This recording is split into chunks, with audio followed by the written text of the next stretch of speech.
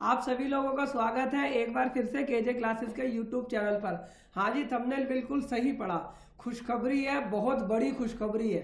एक ऐसा circular GST के अंदर आया है, इससे आपकी सारी प्रॉब्लम सोल्व हो जाएंगी, सारे मिसमैच की प्रॉब्लम सोल्व हो जाएंगी। तो ये जो सर्कुलर है पूरा का पूरा डिस्कस करेंगे। और अगर इस सर्कुलर की कॉपी आपको चाहिए तो आप हमें व्हाट्सअप करते हैं इस नंबर पर। अगर आप इस नंबर पर हमें व्हाट्सअप करके सर्कुलर की कॉपी मांगेंगे तो हम आपको दे देंगे, या आप हमें इस नंबर पर व्हाट्सअप कर सकते हैं इस सर्कुलर के लिए। सर्कुलर क्या कहता है, 25 फरवरी को यह सर्कुलर आया और सर्कुलर ने बेसिकली बात करी 17, 18 और 18, 19 के लिए कि जिनकी रिटर्न की स्कूटनी कर रहे हैं 17, 18, 18, 19 के लिए, तो ये सर्कुलर ऑफिसर्स के लिए आया है। और उन्हें क्या सलाह दी गई है, उन्हें कहा गया है कि जब भी आप 17, 18 की कोई भी रिटर्न की स्कूटनी कर रहे हो तो असेसी को परेशान करने से पहले इस सर्कुलर पे ध्यान दे लेना, क्योंकि बहुत सारी गलतियां ऐसी है जो बोनाफाइड एरर है। मतलब कि असेसी ने जानबूझकर गलती नहीं करी, उससे वो गलती हो गई है। और ये गलती किस वजह से हुई है, क्योंकि due to lack of understanding of the provision of law, assessee इस लॉ को नहीं समझ पाया शुरू के सालों में। तो यहाँ पर गवर्नमेंट क्या कह रही है कि आप असेसी के साथ कोऑपरेट करो। तो ये सर्कुलर जो है बहुत वेलकम सर्कुलर है। हालांकि ये सर्कुलर किसी एक स्टेट ने निकाला है, लेकिन मेरी गवर्नमेंट से रिक्वेस्ट है कि ऐसा सर्कुलर पूरे ऑल इंडिया बेसिस के लिए निकल जाना चाहिए। आप मुझे कमेंट बॉक्स के लिए लिखकर बताना कि भाई ये पूरे इंडिया के लिए आना चाहिए या नहीं, आपकी स्टेट के लिए आना चाहिए या नहीं। सर्कुलर क्या कहता है, बेसिकली डील करता है 17, 18 और 18, 19 के लिए। पहला इशू क्या है इस सर्कुलर में, issue arising from incorrect reporting in GSTR 1, कि जीएसटीआर 1 के अंदर गलत रिपोर्टिंग हो गई। गलत रिपोर्टिंग क्या हो गई भाई, पहली गलत रिपोर्टिंग क्या होती है कि सामने वाले व्यक्ति ने B2B में बिल को डालना था और गलती से वो B2C में डाल दिया, और अब वो B2C को चेंज नहीं कर सकता क्योंकि जीएसटीआर 1, ठीक है ना, जीएसटीआर 1 को अमेंड करने का टाइम निकल चुका है। तो अब आप ये बताओ कि आप इस सिचुएशन में कैसे डील करें। अब रिसिपिएंट ने उस व्यक्ति को परेशान करा, जब रिसिपिएंट ने परेशान करा तो उसने उस सेल को दोबारा B2B में डाल दिया, ठीक है ना। इस तरीके से जो सप्लायर है उसकी डबल सेल चली गई, और जैसे ही डबल सेल चली गई जीएसटीआर 1 में और 3B में कम सेल है तो नोटिस आ गया। तो यहाँ पर क्या लिखा है इशू में, इन GSTR 1 the tax payer under scrutiny has mistakenly report B2B outward supply in the B2C upon request from recipient said tax payer has री रिपोर्टेड सच B2C ट्रांजैक्शन एज B2B। इसका मतलब डिपार्टमेंट को इस चीज का पता लगा कि भाई ये तो सप्लायर से जानबूझकर गलती नहीं करी गई है, वो तो उसने रिसिपेंट ने बोला तो इसने सेल को डबल डाल दिया, तो इसका मतलब इसकी सेल डबल नहीं है, तो इसके ऊपर इंटरेस्ट पेनल्टी टैक्स ना लगाया जाए। तो क्या कहा ऑफिसर को इन्होंने कि भाई ऐसा करो, आप ना सप्लायर से क्या ले लो, ट्रांजैक्शन वाइज डिटेल ले लो, मतलब कि बिल वाइज डिटेल ले लो, और आइडेंटिफाई कर लो ऐसी ट्रांजैक्शन जो पहले B2C में डली थी बाद में उसे B2B में डाला गया, और इस तरह की ट्रांजैक्शन को फिगर आउट कर लो। और फिगर आउट करने के बाद आप ये चेक कर लो कि ये टर्नओवर जो है 3B की ही सही है, जीएसटीआर 1 वाली टर्नओवर सही नहीं है।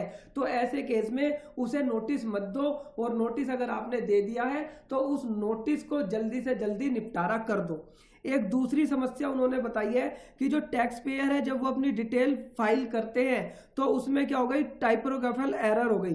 तो टाइपोग्राफिकल एरर का मतलब क्या हो गई, डालनी थी 10 लाख की सेल, डल गई 1 करोड़ की सेल। तो अगर ऐसी भी कोई गलती हो गई है तो भैया यहाँ पर आप क्लाइंट को बुलाओ अपने पास और उससे पूछो कि भाई क्या गलती हो गई है, और उससे ट्रांजैक्शन वाइज डिटेल ले लो। अगर आप ट्रांजैक्शन वाइज डिटेल ले लोगे तो जो जीएसटीआर 1 में ज्यादा टर्नओवर गई है गलती से, वो गलती का समाधान हो जाएगा। और जब इस वाली गलती का समाधान हो जाएगा तो यहाँ पर जीएसटीआर 1 की सेल ज्यादा नहीं आएगी।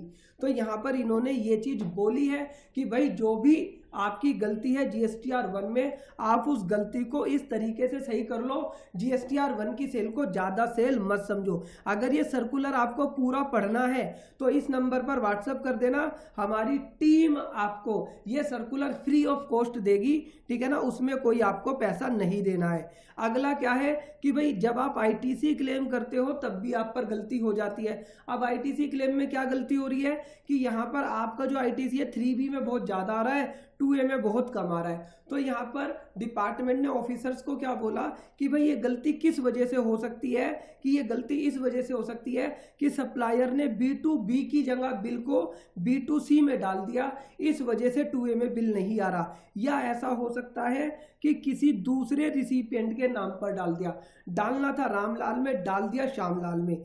या ऐसा हो सकता है कि ट्रांजैक्शन को GSTR 1 में डाला ही नहीं गया, 3B में डाला गया।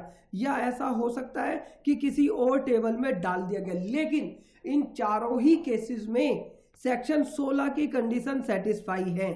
तो इस इशू को कैसे डील करें, ये वाली बात डिपार्टमेंट कह रहा है अपने ऑफिसर्स को। तो अपने ऑफिसर्स को क्या सलाह दी है इन्होंने इस वाले केसेस में? इन्होंने कहा कि अगर डिफरेंस 2.5 लाख रुपए से ज़्यादा है तो तुम क्या करो, क्लाइंट को बोल दो कि एक चार्टर्ड अकाउंटेंट से सर्टिफिकेट लिया है। अब भैया देखो, ये वाला सर्टिफिकेट लाने की बात GST लॉ में कहीं नहीं लिखी, लेकिन इन्होंने ये इंटरनल सर्कुलर निकाला है कि आप चार्टर्ड अकाउंटेंट से सर्टिफिकेट अगर ले लेते हो कि हाँ भाई ये ट्रांजैक्शन ठीक है, तो आप इसे ITC दे दो, क्योंकि सेक्शन 16 की तो सारी कंडीशन सेटिस्फाई है ही ना। तो भैया आप मुझे बताओ, जितने भी चार्टर्ड अकाउंटेंट मेरे भाई बहन इस वीडियो को देख रहे हैं, मेरे सीनियर मेरे जूनियर, क्या ये वाली जो अमेंडमेंट है ये क्या लॉ में नहीं हो जानी चाहिए? क्या लॉ में ऐसा प्रोविजन नहीं आ जाना चाहिए कि जहां पर ITC मिसमैच है वो 2.5 लाख से ऊपर चार्टर्ड अकाउंटेंट से सर्टिफिकेट ले ले? इससे क्या होगा, हमारे CA की प्रैक्टिस भी बढ़ जाएगी और यहाँ पर डिपार्टमेंट का काम भी हो जाएगा। तो डिपार्टमेंट को इस चीज को पता है कि चार्टर्ड अकाउंटेंट सबसे ज्यादा ईमानदार व्यक्ति है। तो इन्होंने क्या बोला कि अगर आपकी 2.5 लाख रुपए से ज्यादा की ट्रांजैक्शन है तो आप हमें चार्टर्ड अकाउंटेंट से सर्टिफिकेट ला दो, हम तुम्हें ITC दे देंगे। लेकिन भाई इस चार्टर्ड अकाउंटेंट से जब आप सर्टिफिकेट लेने जाओगे तो वो वर्किंग करेंगे तो अपने चार्जेस भी लेंगे, 10,000 20,000 50,000 कुछ भी ले सकते हैं। तो इसलिए इन्होंने क्या बोला, अगर कोई छोटा असेसी है और वो चार्टर्ड अकाउंटेंट के पास नहीं जाता, मतलब कि 2.5 लाख रुपए से कम का मिसमैच है, तो वो क्या करे, वो सप्लायर से सर्टिफिकेशन ले ले कि भाई ये वाली सेल मैंने डाल दी है और इस तरीके से रिसिपिएंट दोबारा ITC नहीं लेगा, ठीक है ना। रिसिपिएंट से सर्टिफिकेट ले लो। और जो डबल सेल चली गई है, इस चीज को समझना कि डबल सेल चली गई है, गलत व्यक्ति को चली गई है, तो जो गलत व्यक्ति है उससे सर्टिफिकेट ले लो कि मैं ITC क्लेम नहीं करूंगा, और सही व्यक्ति को यहाँ पर ITC दे दिया जाए। और इन्होंने यहाँ पर क्या लिखा है आगे की इस चीज को समझो कि अगर सेक्शन 16(4) के अंदर भी, अगर सेक्शन 16(4) के अंदर की वजह से भी नोटिस आया है तो वहां पर भी इन्होंने इस इंस्ट्रक्शन दी है।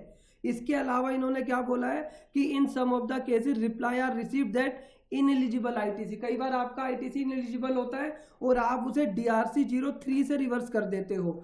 तो इन्होंने क्या बोला ऑफिसर को कि आप रिसिपिएंट को बुलाकर पहले चेक कर लो कि क्या वो ITC DRC 03 से रिवर्स हो गया है या नहीं हुआ है। अगर उन्होंने रिवर्स कर दिया है तो आप उनके खिलाफ कोई एक्शन मत लो, और अगर उन्होंने 3B के अंदर 4B अदर्स में रिवर्स कर दिया है तब भी आप उनके खिलाफ कोई भी एक्शन ना लो। तो इन्होंने क्या करा है, सर्कुलर के अंदर जो जो गलतियां हो सकती थी उन गलतियों को सारियों को ठीक करने का प्रोविजन डाला है। तो अब ये वाला जो सर्कुलर है, हम जो 6 तारीख आएगी, हमारी जो 6 तारीख है 6 मार्च, ठीक है, संडे का दिन है, इस संडे के दिन को हम शाम को 4 बजे से 7 बजे तक GSTR 3B सही से फाइल कैसे करें, 1 कैसे फाइल करें, करेक्ट ITC कैसे ले, और जो GST के लॉ में चेंज हुआ है 3B1 को लेकर, वो सारी चीज़ें डिस्कस करेंगे। ये वेबिनार हाउसफुल होने वाला है। अगर आपने अभी तक इसका रजिस्ट्रेशन नहीं लिया है तो इस नंबर पे रजिस्ट्रेशन ले लेना। और अगर आपको ये सर्कुलर की कॉपी चाहिए तो हम आपको ये सर्कुलर की कॉपी व्हाट्सअप कर देंगे और 6 तारीख को ये वाला सर्कुलर हम डिस्कस करेंगे। तो अगर आपकी भी वही स्टेट है जहाँ पर ये सर्कुलर इशू हुआ है तो आपके लिए बड़ा रिलैक्सेशन है, और ये सर्कुलर पूरे हिंदुस्तान के लिए इशू होना चाहिए। इसके लिए आप हमें कमेंट बॉक्स में कमेंट डालो और इस वीडियो को ना शेयर कर दो, वायरल कर दो इस वीडियो को, ठीक है ना, जिससे कि सब लोग जिससे कि सब लोग इस सर्कुलर का बेनिफिट ले सके।